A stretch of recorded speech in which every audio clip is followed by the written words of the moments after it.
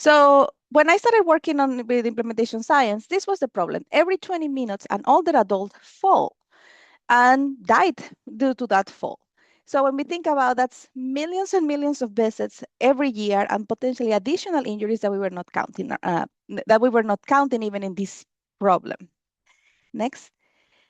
And there are solutions. I mean, that's one of the main things. The CDC has this compendium that's been publishing for over 20 years with multiple interventions that we know work for decreasing falls. But still, the problem is out there.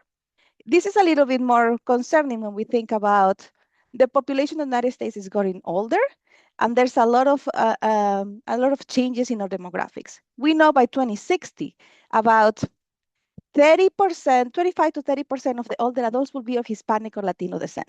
But when I started in this work, next slide, it turns out that there were no evidence-based fall prevention programs available in Spanish or regularly serving Hispanic and Latino individuals. So you might think about this, also identifying the problem in your own area. What are the things that we know work that improve the health of the people, but we are not doing it regularly or broadly to benefit everybody? All yours, Dr. Ellis. I want to switch and just talk a little bit about dissemination and implementation science.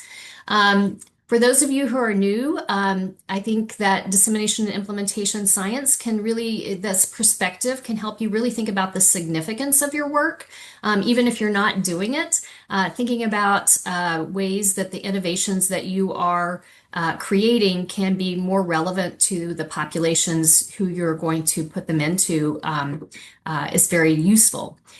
So when we talk about dissemination and implementation, just to level set, we think about dissemination as the targeted distribution of information or intervention materials to a specific audience.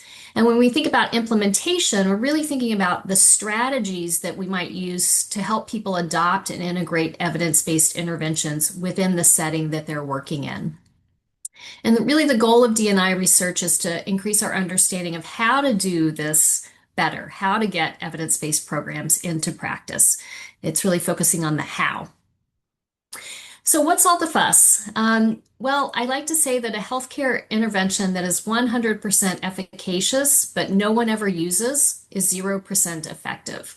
So, we spend a lot of money, we spend a lot of our time creating innovations, but if those don't get used,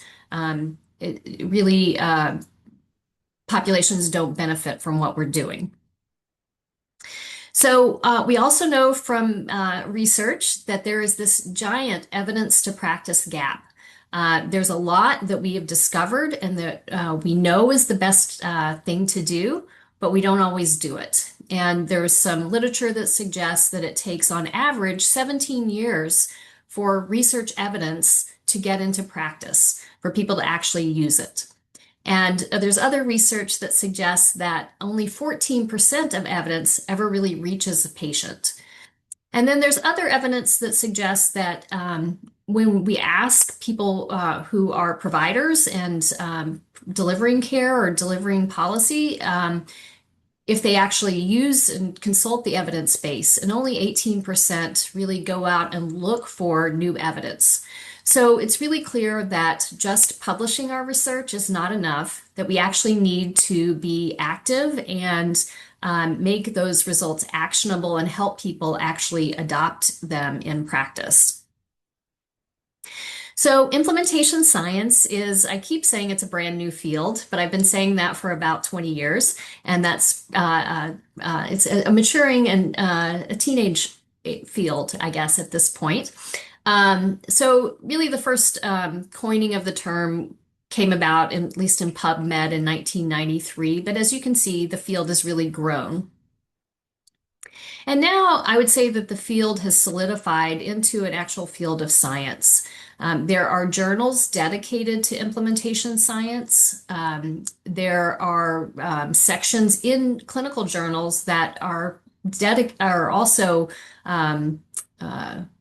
for the purposes of talking about implementation within those clinical areas. There are numerous training opportunities in implementation science, and until recently, a lot of diversity supplements, particularly to increase the pipeline of implementation scientists themselves.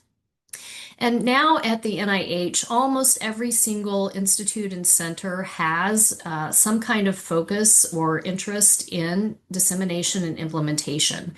There's a special NIH study section for dissemination and implementation, and new special mechanisms at NIH that are more and more used and supportive of implementation science kinds of studies. Even other institutes are interested, or other organizations are interested in implementation science. Notably, PCORI and DoD are including implementation science in the work that they do. And I think even at institutions like NSF and ARPA-H, there's room and growing interest in how implementation science can be used or adopted to promote the agency's goals. So it's also important, even though implementation science is a relatively new field, it didn't just happen overnight. It's actually built on many other disciplines. So it's really pulling together economics, psychology, sociology, various fields and findings in those fields, the best evidence from those groups, to pull together how we can understand how to implement things in particularly healthcare settings. Although much work is done in community settings and in policy settings as well. But really leveraging what we already know and pulling that together. I also want to say that there are a lot of people and a lot of approaches under the umbrella of dissemination and implementation science. Some people like myself, we start with the quality gap. So very rigorously trying to understand what the gap is, the evidence to practice gap, and then applying methods to understand why that gap exists, why people are having a hard time doing the evidence-based behavior, and then taking, again, a very rigorous approach to match those determinants, we call them, the barriers and facilitators, to implementation strategies that will actually address those particular barriers. So not everything is an education problem or a training problem. There are often other kinds of barriers, and we make sure that we understand what's really getting in the way so that the solutions we propose have a better chance to more rapidly address that problem. And then we also test those strategies in numerous ways. There are other folks who come to D&I, as I call it, dissemination and implementation, we call it D&I, as innovation developers. So they have created an evidence-based practice, and they have a lot of research to support their work. And so then their main interest is in spreading that work. And so we use all the same tools. We're interested in partnering with the interest holders, the people who are going to use those interventions, the end users, as we call them, and understanding, again, the barriers to that behavior and trying to figure out ways to bridge that and make it happen more quickly. So people sometimes come from different ends of the spectrum, but we're all using the same methods and spreading innovation. So D&I science is answering these questions. How do we decrease time to get research into practice? And how do we increase the success of dissemination, implementation, and sustainability? And how do we bridge this, what we know what's right to do and what we actually do in real world settings? So just to give you a couple of examples of how D&I has addressed quality of care problems. Some of our colleagues here at UW have been very successful. One example is the work of Andy Quanbeck and reducing heavy drinking from 38% to 22% using a D&I approach. Another example is the work of Majid Afshar, who has worked with the clinical implementation of AI-based screening for opioid use disorder and reduced 30-day readmissions using an implementation science approach. And another great example is the work of Dr. Christy Bartels, who has addressed high blood pressure in primary care clinics with some innovative audit and feedback approaches, and had quite a significant impact, doubling timely follow-up to care, decreasing median time to care, and importantly, reducing the number of visits for high blood pressure at rheumatology visits. And now I'm going to turn it over to Dr. Mora Pinzon to tell us a little bit more about how she's approached this in her work. Thank you so much. And I'll start by saying that all of these that I have learned through the Launchpad and different consultations and different projects, and even I have got some of the small grants and pipeline grants. So that's a huge resource, and don't think that you need to learn everything on your own. So one of the first things in applying dissemination and implementation principles is thinking about the frameworks. And the frameworks, think about them as a checklist. They tell you what are the things that you're looking for, but also what are the things that affect those outcomes. So it's an easy way to not getting drowned on, okay, but what should I measure? There's so many things that could be affected, but really emphasize the important things. Next slide. And there are multiple types of frameworks. So, but I will classify them in three big groups. The frameworks that are for describing or guiding the processes for adaptations and implementation, how to translate something for practice, for research into practice. Those are process models. They are the frameworks to understanding what are the factors that are affecting your outcomes or your implementation. And they are the evaluation frameworks. This could also be further detailed. There are some frameworks that are more emphasis on dissemination. When we already know that things work, how do we get them implemented more broadly? And there are some other ones like they are a little bit more, okay, I still don't know how this works exactly. How can I make it work? Next slide. One of the most common frameworks that I use all the time is the REAIN framework. And what I like about this one is that it's very simple and looks at the implementation outcomes. When having conversations with people, a lot when we think about outcomes, I can see that many of us think about health outcomes. Does this decrease hospitalization? Does this improve the hemoglobin A1C? Does this change my survival time? But thinking about how does an intervention or a program goes to the real world is about important to think who is getting the program, and that's reach. How do I know that the program is getting to the people that actually need it? Effectiveness, this is very related to the outcomes, is that if when I apply my program in the real world, does it still work? Do we still have the same success? Adoption, how do I develop organizational support to deliver my intervention? So basically, if I offer these to people, will they take it up? Or there will be problems or concerns about this is too complex, this is too expensive, we already have a different project. How likely is that you are solving a problem and not adding something that people do not want? Implementation, that relates to, is my intervention or program being delivered as intended? And we know that things happen, and there's sometimes that things cannot be done the same way every time due to emergencies and other factors. But if the program is relying on always doing something in certain order, how likely is that it's always going to happen? And finally, maintenance. The way that I usually apply this one is that we know, for example, that New Year resolutions, we always start strong, but then things start falling off the cracks. This is the same maintenance. Can we keep it up? After the initial period, after the initial excitement, can we actually keep doing the things that we were supposed to be doing? And that's an example of one of the frameworks. Next slide. But this framework has been revised, and now there's a second version that's called the Practical Implementation Sustainability Model, or PRISM. It still includes the same factors, but also is now looking at all of the context, all of the factors that affect those 5 outcomes that I mentioned. And I would like to just call your attention to one little part in the middle of the graph. This is looking a lot into health systems, and that's why one of the things that they're looking for is what is the perspective of patients, families, caregivers, and the individuals. And this includes the staff and other members. Because at the end of the day, it's not only does this work, but also do people like it? And that's one of the things that the frameworks will help you to look at.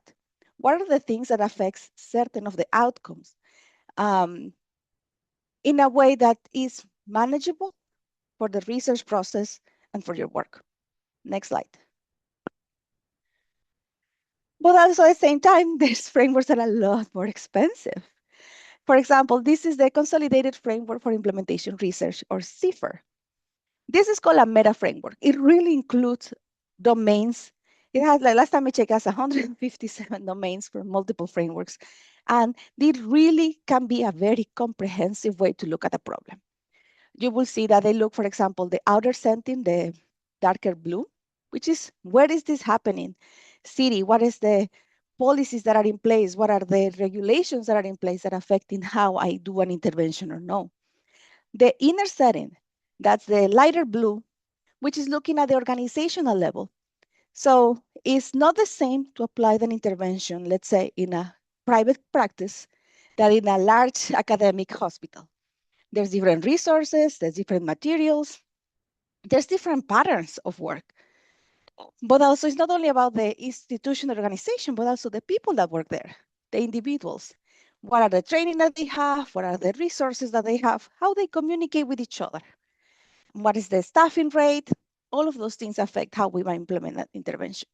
And notice that I haven't even talked about intervention itself, but that's also in the green aspect, the thing. This is what I'm applying.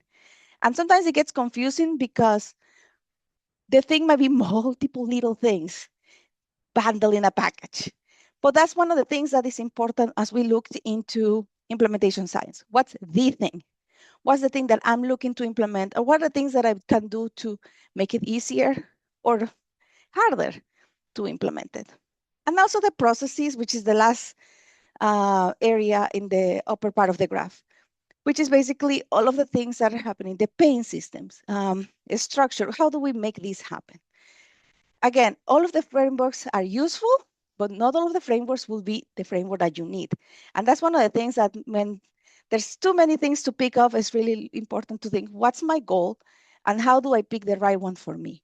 Maybe you're looking just one little part of it, and that's fine. Next slide. And I'll show you a little bit now how I apply that in a couple projects. So remember the problem that I gave you that in 2010, when this started, there were a lot of falls and a lot of programs, but none of them were for Spanish or Latino individuals. Next slide.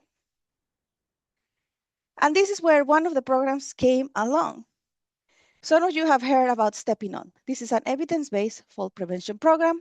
In a randomized clinical trial, it had shown that the 31% reduction of falls, developed in Australia and brought and adapted to the US by Dr. Jane Mahoney, which is an emeritus faculty in our department. And it's been available since 2008. Last year, this program was available in 26 states, offered almost 3,000 times, and serving 31,000 individuals. And that's a lot.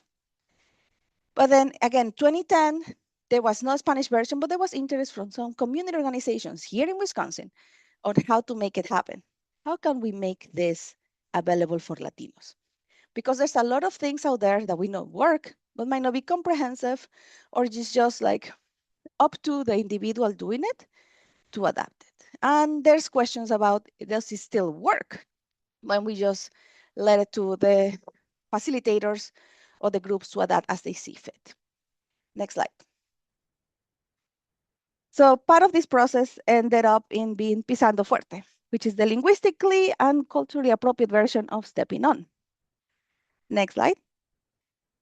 This process started with an adaptation process with consulting the people that was actually gonna use the program and consulting the experts that have worked with the Hispanic Latino older adults for several years.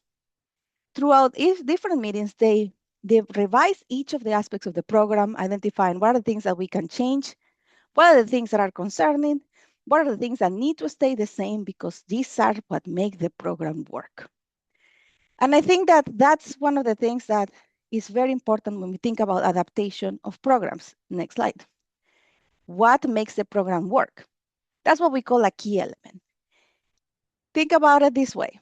If I say, for this program to work, you need 5 nurses, 2 social workers, and an online platform. There's a lot of bells and whistles to make the program attractive or easy to use. But what's the key that makes that the patient will help or receive help in the program? Is it the social worker? Is it the online platform? For our project, we already have some work done by Stepping On, where they did a Delphi consensus in order to identify what are the key elements, what are the things that should not change, because these are the ones that result in the improvement of health outcomes. And those were the things that as the sessions went along, the collaboration sessions, they were the discussion of, okay, what can we change? What need to be adapted? Understanding that might be affecting the final product, or what are the things that we need to keep absolutely the same way in order to make it work. Next slide. And some of the changes you might think like, well, but that seems like a huge change. For example, who can deliver the program? Stepping On, one of the requirements to be a facilitator for Stepping On is that you need to have a background in an allied health professional. So either RN, PT, OT, social worker, somebody that has healthcare experience. Keep in mind then for Pisando Fuerte, Spanish version, Latino version, less than 6% of the healthcare staff workforce is of Hispanic or Latino descent. Less than 6%. That already limits who could be your facilitator in the program. So part of the discussions were, can we expand this to include other people that we know that there's that we have easier access in the Latino community? This includes community health workers, health educators, or other individuals like promotoras or other assistants. The answer was yes, but. Yes, we can expand it, but it means that we really need to evaluate what is in the training program to ensure that they will still get all of the tools and knowledge that they need to apply the program. And I'll talk a little bit about how we solve a little of those problems later. But this was key. This is one of the key aspects. We know that we needed a facilitator, and we know that we needed a facilitator that could connect with individuals. That changes depending on who the population is. Next slide. Other of the things that we changed is actually the topics. Although falls have a specific risk factors like medication, exercise, home hazards, and across this process, it was noticed that Latinos needed some additional information about things that are not common knowledge. One of those themes that we added, how to talk to your doctor. Something that it was shown by the experts that many Latino individuals will never have particularly older adults will never feel comfortable asking their doctor, well, why do I have this medication? So that's one of the things that was included in order to make sure that all of the other instructions will be useful and they understand why we teach them the things that we were teaching them. Next slide. And one of the other main changes is the structure. So for Stepping On, 7 sessions, each one of 2 hours, once a week. People receive guest experts. So there's coming pharmacists, ophthalmologists, or optometrists, safety experts to do a 30-minute session with the older adults to facilitate the learning process. And all of the materials were at an 8th grade reading level. For Latinos, we needed to do some adaptations. Latinos, we tend to talk more. So we needed more time. So that in one of the first things, increasing the time of the sessions. Again, remember, less than 6% of the healthcare workforce is Latino descent or speak Spanish. So we couldn't rely on having guest experts on every session. So new videos were developed in order to facilitate the learning process without the use of interpreters. But additionally, we added, how do you use an interpreter? How do you modify the session? Because having an interpreter will add time to your session. And finally, 3rd grade reading level for the handouts. It's very hard. The manual is at 8th grade reading level, so we did it as simple as possible for facilitators. But all of the handouts, materials that the participants will receive had a lot of images, shorter words, shorter sentences to make sure that it was easy to understand and that they could bring it home and discuss with family members. One of the things also was having everything in English and Spanish. Many of the older adults live in multi-generational households where the younger generations might understand spoken Spanish but do not read it. So having the materials with the Spanish side on one side and the English on the other help to bridge that connection with the families. Next slide. And all of this was evaluated using the re-aim outcomes, which for us, this is how we define them. Reach, the number of individuals screened or enrolled. The effectiveness, did it work in reducing falls? The adoption, did the organizations wanted to do it again?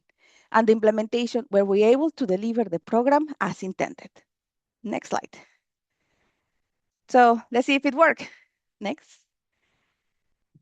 Let's start with reach.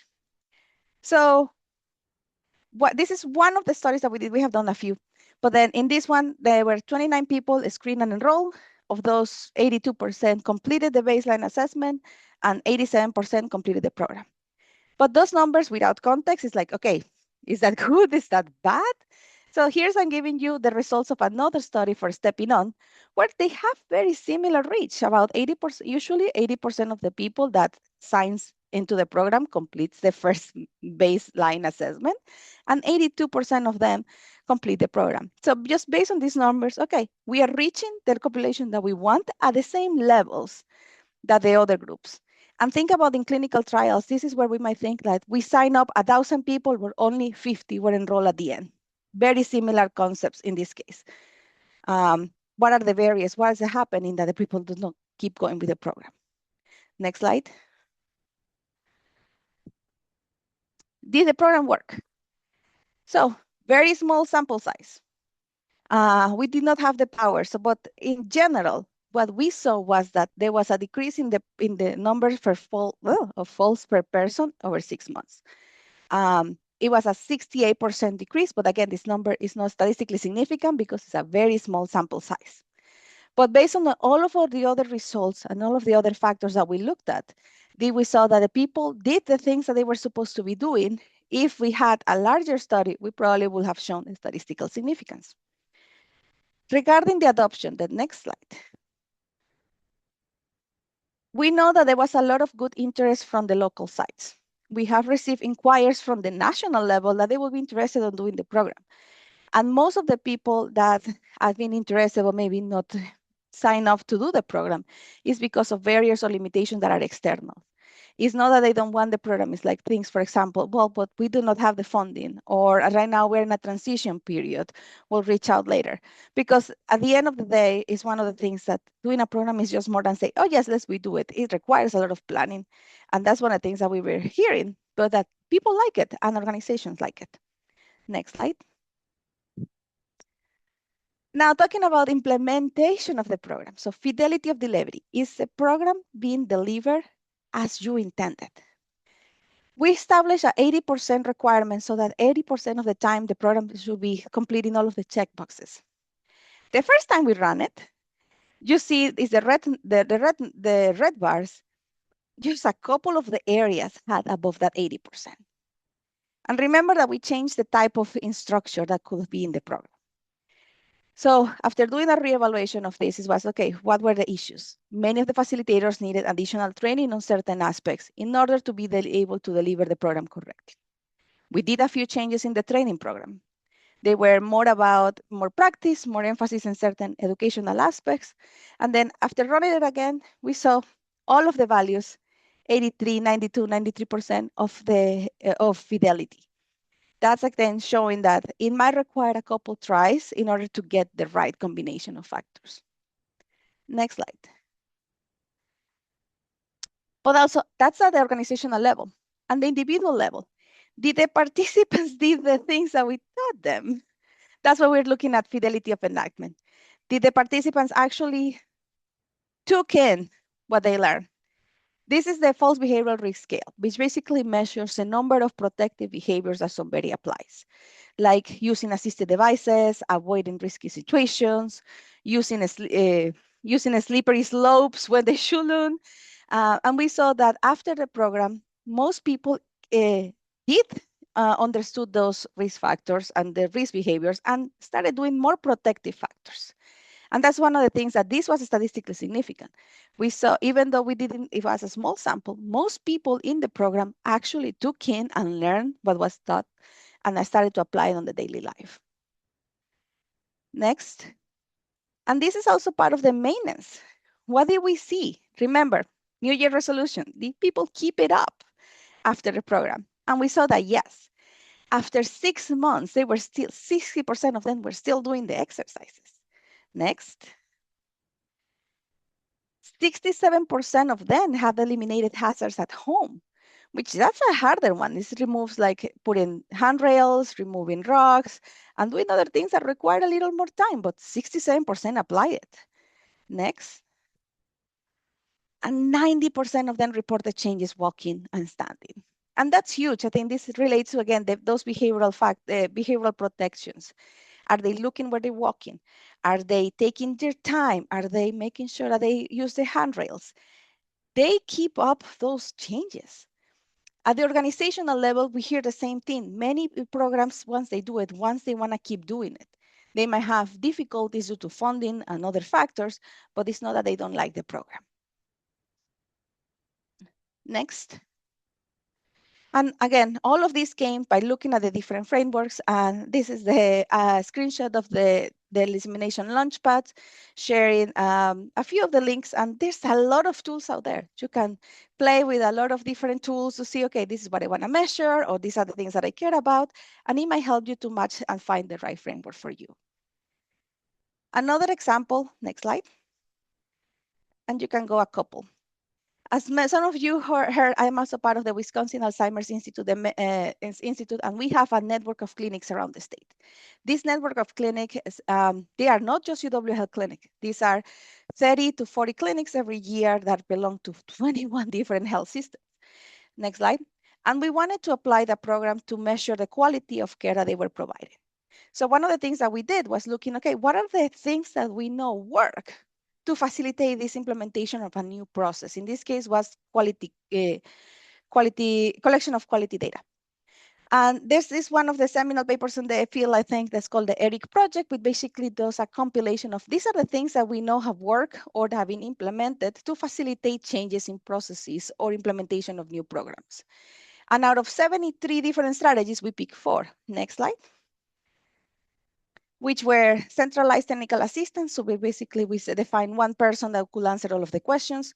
We changed the type of data collection materials that we were developing, develop additional education materials. So when a new staff was changed or something, they could refer to those and find the answers that they need without needing a consultation. But also we make sure that we conduct educational meetings on a regular basis to keep their knowledge fresh. And that's just an example of a different way to use the frameworks or the different tools in implementation science. Next.